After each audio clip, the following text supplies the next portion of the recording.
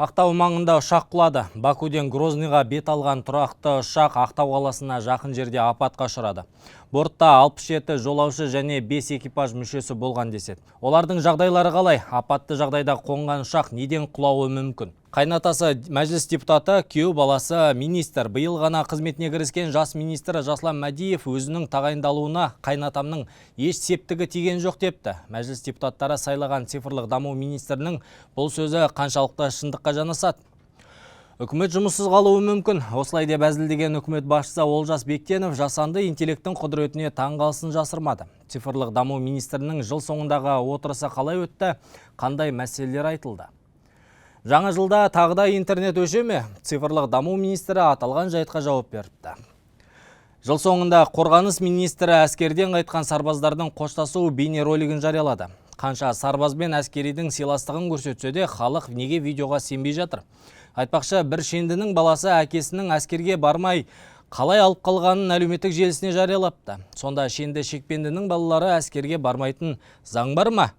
Ақпарда осындай жаңалықтарға тоқталамыз. Ассалаумағалейкум.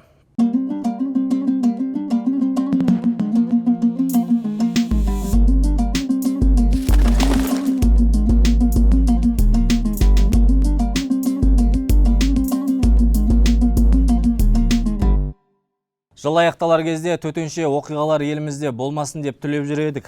Өкінішке орай бүгін Ақтау маңында қаралы хабар келді.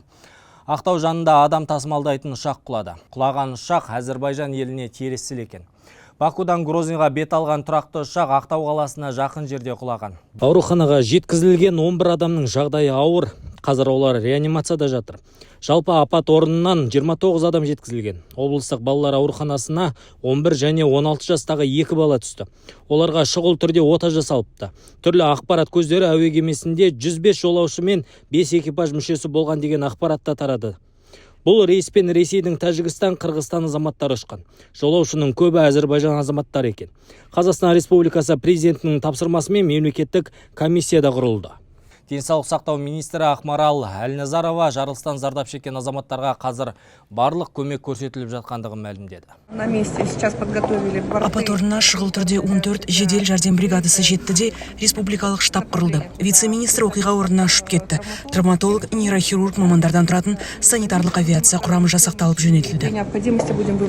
Алдын ала мәлімет бойынша әуе кемесі бақылау радарынан жоғалып кеткен. Жарылыс болардың алдында ұшу алаңынан шыққан ұшақ әуежай маңында қона алмай жүрген. Грозный әуежайы баспасөзінің мәліметінше жарылыс болардың алдында қатты тұман болған. Сондықтан ұшақты жақын маңдағы әуежайға қондыру туралы шешім шыққан.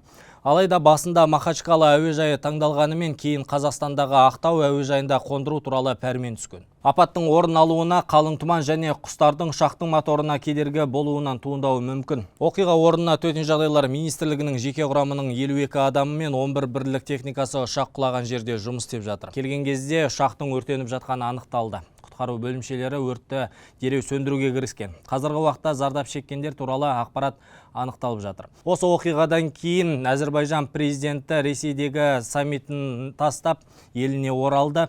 Аталған жайтқа байланысты Шешенстан Республикасының басшысы Рамзан Қадыров қайтыс болғандардың жақындарына көңіл айту хатын жолдады. Үкімет жұмыссыз қалатын түрі бар. Өйткені жер жаһанда қазір жасанды интеллект жаулап жатыр. Осы арқылы жұмыс жеңілдеді, одан бөлек кей жұмысшылардың тіпті қажеті де болмай қалды. Алайда қанша технология қарыштап дамыса да жасанды интеллект адам сияқты ойлана алмайды. Осыған сенейік. Күні кеше Астана хаб деп аталатын ғалымдар мен IT мамандардың мекеніне Олжас Бектеновтен бастап бір топ үкімет мүшелері барып жиынға қатысыпты. Онда баяндама жасаған жас министр Жаслан Мәдиев әріптестеріне жасанды интеллекттің мүмкіндігін көрсетті. Тіпті жасанды ойлау жүйесі үкімет мүшелерінің жұмысында жіліктеп, жұмыс істеу режимінде бөліп беріпті. Мемлекеттік қызметкерлерге енгізілген цифрлық шешімнің жұмысын көрген соң премьер-министр Олжас Бектенов шенеуніктер сонда не істейді деген ойда қалды. Олай болса бәріміз жұмыссыз қалатын болдық қой. Тогда мы можем все остаться без работы. Протокол он сам готовит, поручение сам раздает. Мы что будем делать? Айта кету керек, келесі жылы шенеуніктерді жасанды интеллект құралдарына оқытатын бағдарламалар мен курстар дайындалмақшы екен. Нейрондық желілер арқылы біз тәуекелдерді және төтенше жағдайларды болжап, олардың алдын аламыз. Сондай-ақ проактивті түрде әрекет етуге мүмкіндігіміз бар. Цифрлық трансформация кезінде жаңа цифрлық шешімдерді интеграциялау жұмысын жүргізуіміз керек. Бұл жұмыстардың барлығы жасанды интеллектіні дамытудың 2029 жылға дейінгі тұжырымдамасы мен жасанды интеллект туралы жаңа заң аясында жалғасатын болады. Сондай-ақ үкімет басшысының сөзінше нейрондық желілер арқылы тәуекелдерді және төтенше жағдайларды болжап, олардың алдын алуға болады. Осы арқылы енді ғаламторлық ақпараттық жүйе елдегі жылу орталықтарының жай-күйін және де көктемдегі болатын жыл сайынғы су тасқынының алдын алуға көмектессе болғаны. Мұны Жасұлан Мәдиевтің бір жылдық есебі деп те қабылдауға болады, өйткені жас министрдің қызметке кіріскеніне міне тура бір жыл болды. Осыған дейін аталған министрлікті Бағдат Мусин басқарған болатын. Мусиннің кезінен біраз сын айтылған, министрліктің жүгі ауыр. Сондықтан да Мәдиев мырза аталған жиында барын көрсеткісі келді. Жасанды интеллект мемлекеттік қызметтер тұрғысынан қалай көмектесетінін көрсеткісі келіп еді, Бектеновтің әзілінің астында қалды. Ол мемлекеттік ақпараттық жүйеден неке тіркеу азаматтар туралы ақпараттар сұратқанда жасанды жүйе министрдің үйленгенін айтып, жүйеден ары-қарай өткізбей қойған. Осы сәтте үкімет басшысы Олжас Бектенов әріптесіне әзілдеп, жасанды интеллектті алдай алмайсыз деп әзілдеп өтті. Надеялись, что пропустят вас, что ли? Имея зарегистрированный брак. Или как? Систему не обманешь. У вас, видимо, тяжелый разговор с женой будет после сегодняшнего заседания. Шынымен де соңғы 1-2 күнде жас министр Мәдиевке жасалып жатқан ақпараттық соққыдан кейін министрдің үйінде үлкен әңгіме болатын сияқты. Өйткені жақында әлеуметтік желіде Жасұлан Мәдиев мәжіліс депутаты Дүйсенбай Тұрғановтың күйеу баласы екендігі айтылып жатыр. Ол Дүйсенбай Тұрғановтың қызы Майра Тұрғановқа үйленген екен. Естеріңізде болса, жаңа министрді осы жылы мамыр айында мәжіліс кабинетінде сайлаған болатын, ал бұл әбестік емес пе деген Улус медиа журналистіне былайша жауап берді. Сіз атаған депутат тағайындау бойынша ұсыныс беретін комитеттің құрамына кірмейді. Демек, оның бұл мәселеге ешқандай қатысы жоқ. Меніңше, бұл жерде этика нормаларын бұзу болған жоқ. Міне, осылай деп жауап берген министрге қаншама пікір айтылып жатыр. Осы күндері интернет бағасы аспандап кетті деп те министрлікке біраз сын айтылды. Бұл мәселеде министрлік бақылауға аламын деп біраз айтқан болатын. Енді жауапкершілікті түсінген жас министр Мәдиев жаңа жыл күндері елде интернет өшпейді деп мәлімдепті. Еске салсақ, тәуелсіздік мейрамдары күндері елде интернет баяулап, тіпті кей жерде тіпті жұмысын тоқтатқан болатын. Енді жыл аяқталар кезде баласын әскерге жіберген ата-аналар балалармен қауышып абыр-сабыр болып жатыр. Бір жыл қарулы күш құрамында болып, азаматтық борышын өтеген сарбаздар үйлеріне оралып жатыр. Бұл сәтте Қорғаныс министрлігі бейнекамераға таспалап, қазақ армиясына қатысты халық тарапынан жауған сынды сейілткісі келді ме? Міне мынандай бейнеролик жариялапты.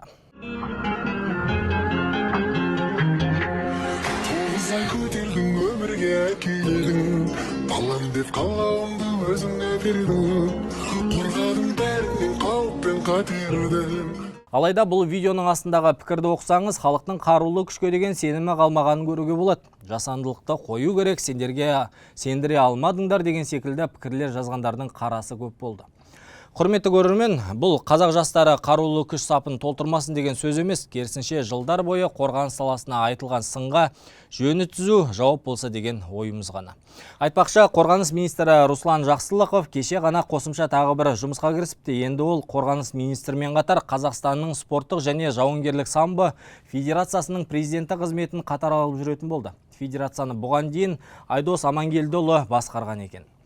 Ал енді бұған дейінгі өтініштерді, әлеуметтік мәліметтерді естімейтін министрге телеграм арналардан түрлі ақпараттар ұсынылып жатыр. Оның бірі қарапайым халық қана емес, шенділердің, шекпенділердің балалары да әскерге барса екен дейді. Өйткені жақында белгілі олигарх Айбек Барысовтың баласы әлеуметтік желісінде әкесі әскерден қалай алып қалғаны жайлы ашықтан-ашық айтып отырған видеосы тарап кетті. 19 жастағы еңгезерде баласы Данияр Рахымжановтың басында артық ет бар деп әскерден жалтарып болған.